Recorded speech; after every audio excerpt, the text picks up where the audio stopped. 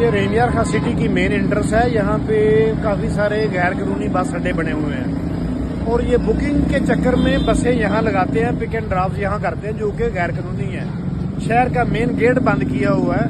Public की complaints पे आज हम आए हैं इधर, क्योंकि इनको जनरल बस स्टैंड 9 एकड़ में बना के दिया, सारी फैसिलिटीज अवेलेबल है वहाँ पे, तो ये वहाँ जाए, वहाँ शिफ्ट हो।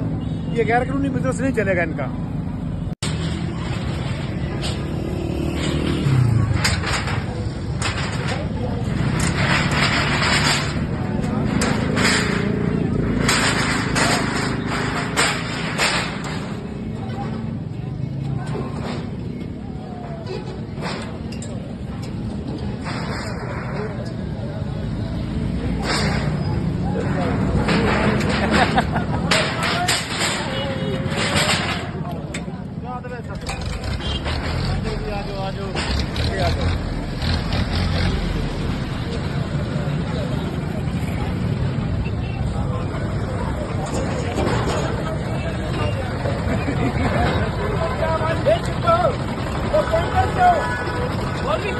बाबा यार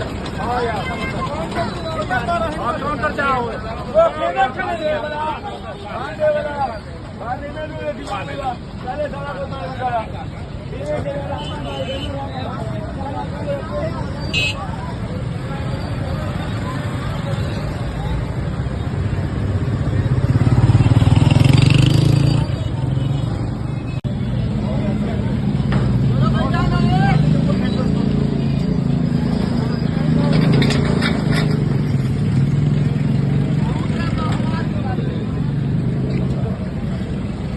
राज कितने कहना यार।